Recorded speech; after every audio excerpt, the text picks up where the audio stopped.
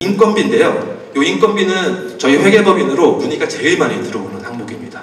그리고 뭐 정상 과정에서 불인정이 발생했다, 만약에 발생했다 하면 그 금액이 제일 큽니다. 예. 근데 정말 안타까운 게 이 과제 기간 중에 관리만 잘 해주시면 인건비는 절대로 불인정이 나올 수 없는 항목입니다. 예. 그래서 지금 여기서는 그 인건비 관리를 어떻게 하는지 한번 살펴보도록 하겠습니다.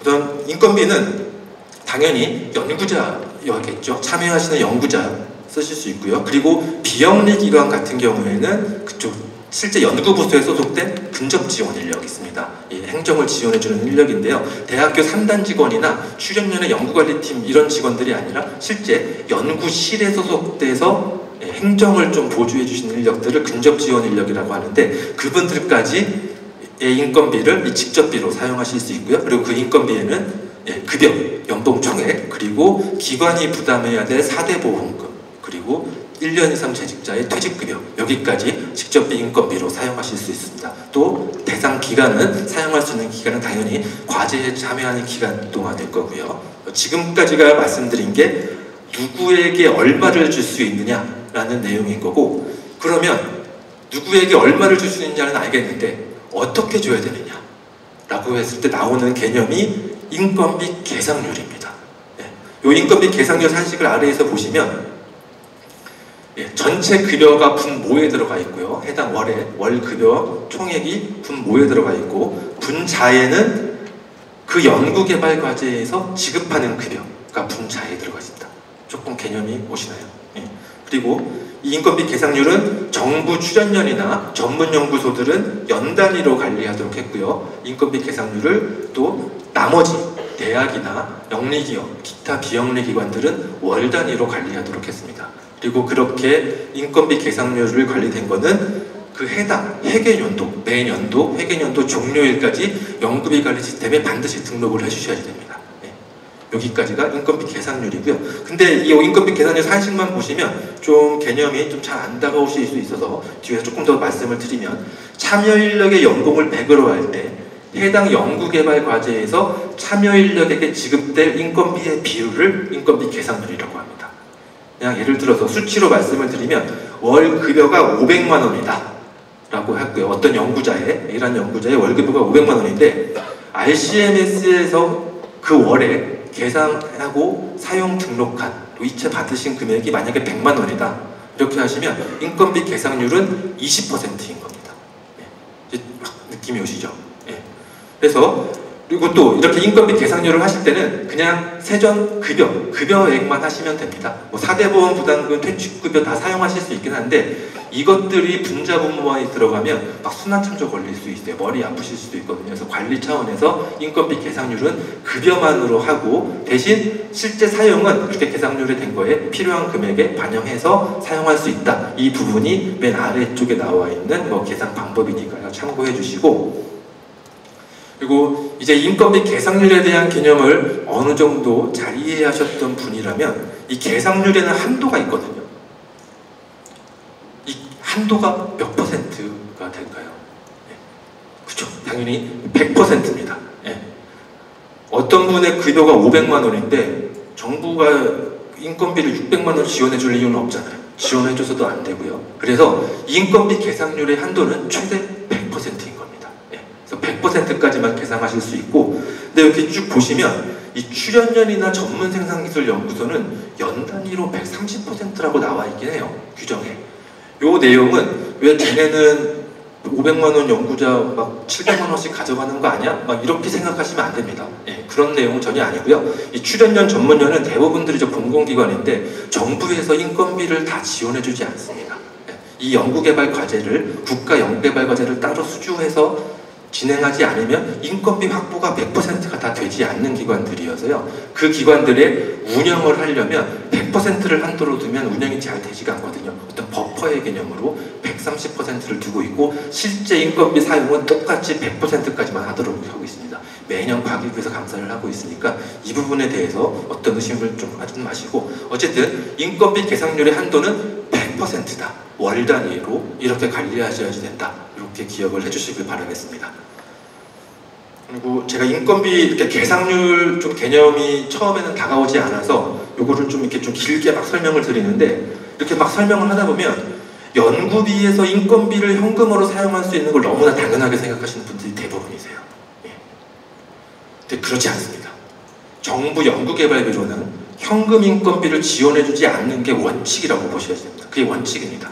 즉 다른 말로 과제 수행 여부와 상관없이 그 해당 기관에서 원래부터 근로자에게 지급해야 될 의무가 있었던 그런 급여 금액, 그것까지 정부 지원 연구개발비로 지원해주는 것은 없습니다. 실제로 없는데, 근데 왜 우리 과제에는 현금 인건비가 계산되어 있지? 이렇게 생각하실 분들이 있을 텐데요. 그것은 예외적으로 인정받으신 겁니다.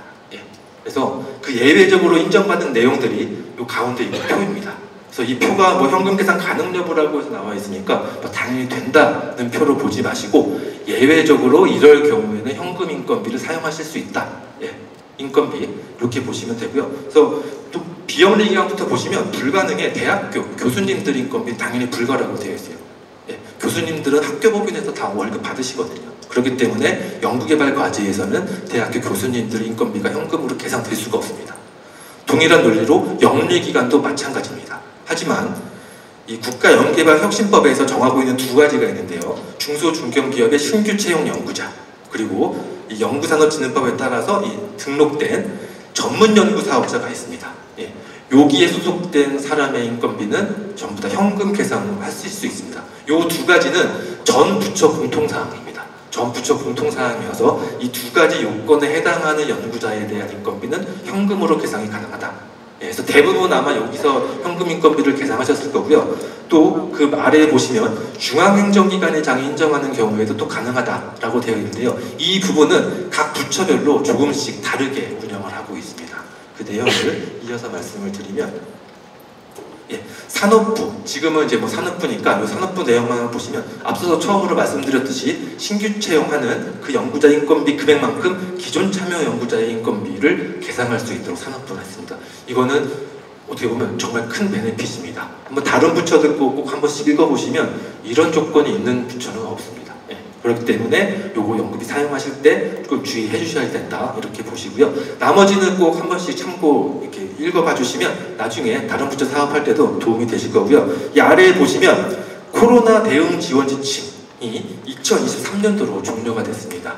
신규 채용 연구자에 대해서만 원래 현금 연구비를 계속 현금 인건비를 지원을 해줬었는데, 코로나 때 경제 상황이 안 좋고 하니까 정부에서 예외적으로 기존 인력에 대해서도 일정 한도를 둬서 다 인정을 해드렸었습니다. 근데 이게 종료가 됐습니다. 이제 그래서 24년도부터에는 이제 기존 인력 인건비 현금 인건비로 계산할 수 없다.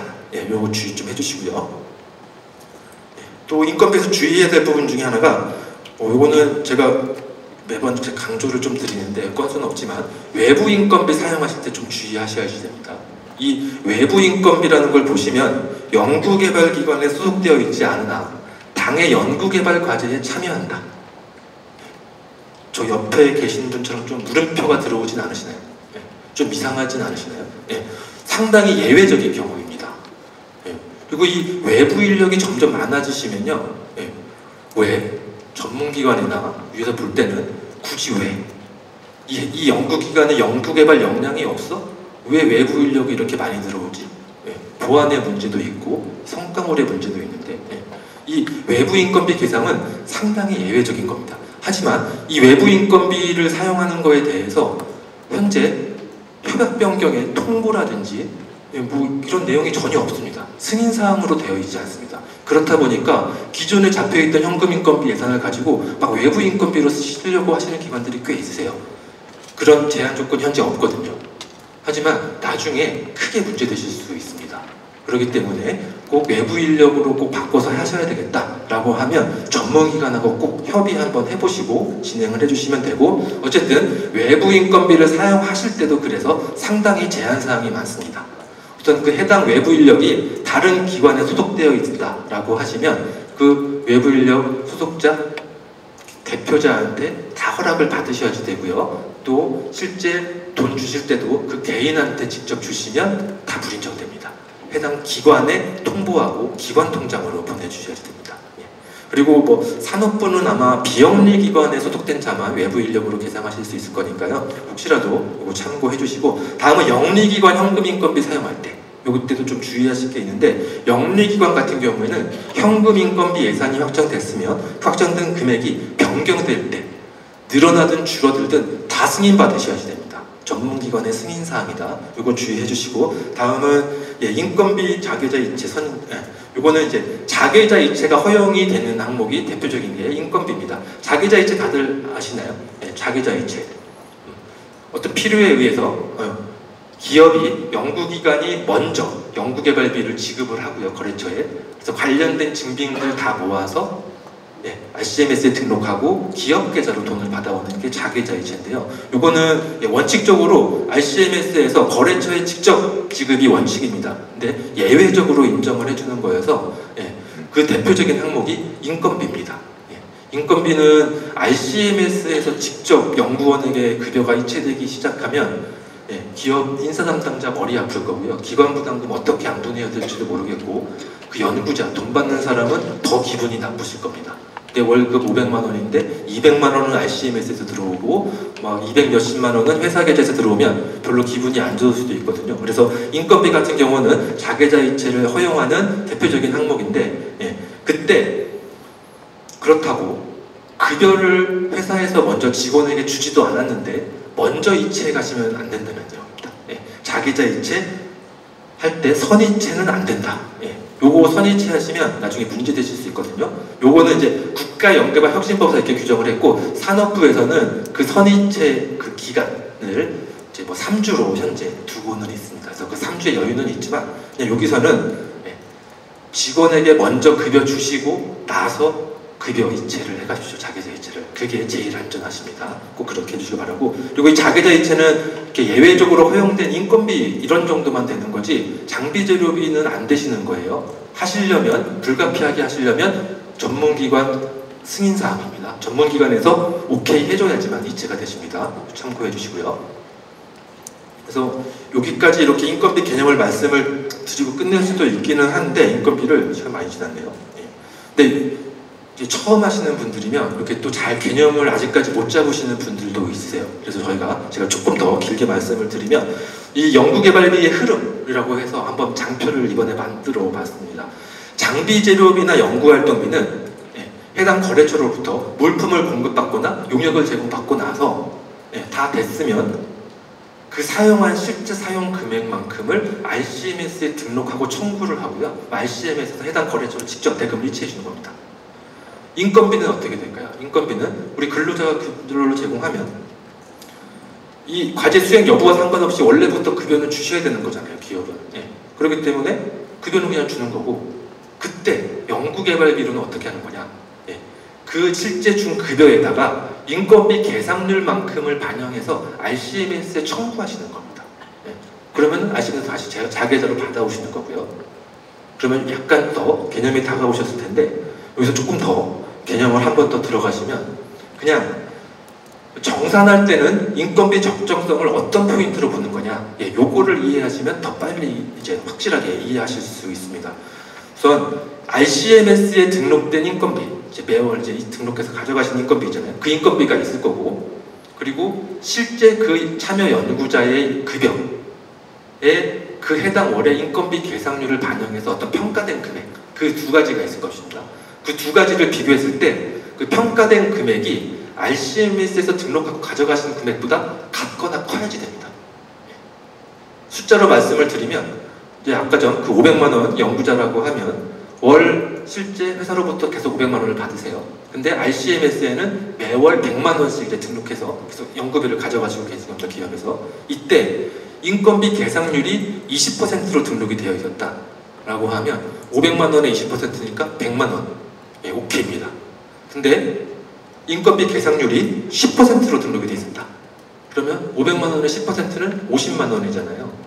왜 50만 원만 필요하다고 했으면서 100만 원을 가져가니? 그 50만 원이 불인정이 되는 겁니다.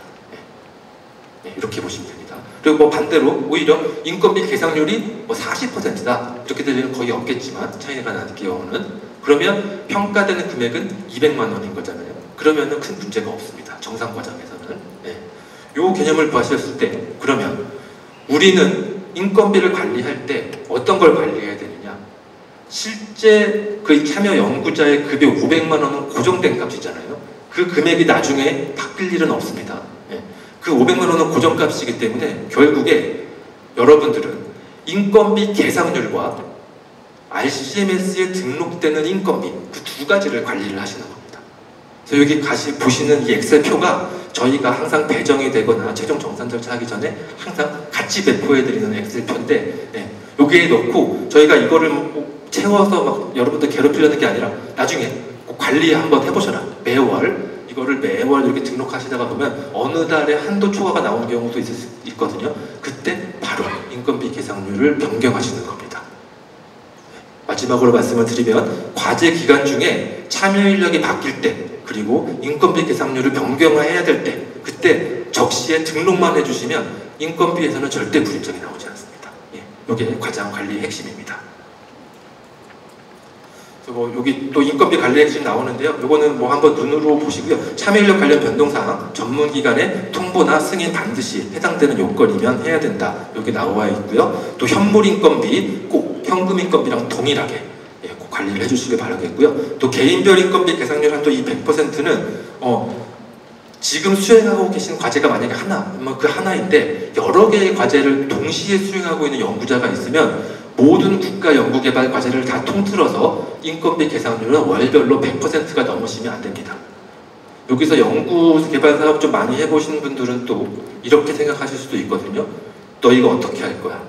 우리는 다른 부처과 하는데. 뭐 솔직히 회계법인이 잘 모를 수도 있죠. 근데 지금 현재는 RCMS끼리는 거의 다 정보가 공유가 되고 있고요. 그리고 실제 이 100% 한도 넘어서 불인정 나오는 사례 꽤 많이 있습니다. 그리고 더 나아가서 이 오른쪽에 제가 희미하게 아이리스 하나 그려놨는데요. 이제 이 아이리스로 모든 정보들이 통합이 다 되고 있습니다. 모이고 있습니다. 예. 전 부처에서 수행하는 국가연구개발 과제 인건비 계상률이 다 통합돼서 이제 관리가 거의 다 될 겁니다. 예. 점점 될 거여서 모든 연구개발 과제 통틀어서 100% 넘으시면 안 된다. 예, 이렇게 보시면 되고 3채공 요거에 해당하실 수도 있으니까 이것도 지금 아이리스에서 다 관리가 되고 하려고 하고 있거든요. 이것도 비영리기관 같은 경우는 꼭 주의해 주시고 이 아이리스 참 전화해도 안 받고 그죠? 너무 답답하기도 한데 이런 거는 또 되게 잘 빨리빨리 하시는 것 같더라고요. 그래서 뭐 이런 것 때문에 좀 그랬던 게 아닌가 싶기도 해서 한번 말씀을 드려봤습니다. 요 증명 자료는 인건비 집행 적정성 확인하기 위한 오피스 자료들인데요. 뭐 참여 연구자 현황표, 급여 명세서, 계좌이체 증명, 건강보험 자격특실 확인서, 신규 채용 관련해서 필요한 문서고요. 뭐 요게 발급이 어려우면 건강보험 사대보험 가입자 명부 이런 걸로 또 제출해 주셔도 되고 요 내용이 급여 명세서까지 계좌이체 증명 너무 매월 뽑기 귀찮다. 근데 이게 저희가 여러분들을 괴롭히려고 하는 건 아니고요, 절대로. 인건비 집행이 적정하게 했는지 평가하려면 어쩔 수 없이 받아야 되는 자료입니다. 이거 없이는 저희 평가가 자체가 안 되기 때문에 좀 반드시 제출을 해주셔야 되는 거고 또 영리기간 현금 인건비 계산 시 이 별지 제3호 서식 또 2024 되어 있는데요. 요거는 과거에도 이미 있었던 서식입니다. 이미 있었던 서식인데 이번에 이 서식이 조금 더 구체적으로 바뀌었습니다. 나중에 한번 참고해 보시면 아까 말씀드렸던 신규 현금 인건비 계산 가능한 요건들을 구체적으로 구분해서 예산을 다 별도로 제출해라. 이런 내용이니까요. 이 별지 제3호 서식 참고해 주시고요. 또 연 단위로 인건비를 계상률을 관리한다는 출연연 말씀드렸잖아요. 전문연. 그 기관들은 증명자료 중에서 급여 명세서, 계좌이체 증명은 꼭 이게 아니더라도 다른 인건비 계상 기준의 준수 여부를 판단할 수 있는 자료로 대체하실 수 있는 게 있으면 그런 자료를 제출해도 된다. 이렇게 말씀드리겠습니다. 그리고 이제 학생 인건비는 그냥 한번 보시고요. 그냥 말씀드릴 거는 혹시나 해서 이 학생 인건비라고 영리기업이 대학생 채용했다고 학생 인건비 사용하실 수 있는 항목은 아닙니다. 대학교나 출연연 일부 기관에서만 사용하실 수 있는 게 학생 인건비다. 이렇게 보시고요. 나머지는 그냥 눈으로 한번 읽어보시면 부담은 없으실 거고요.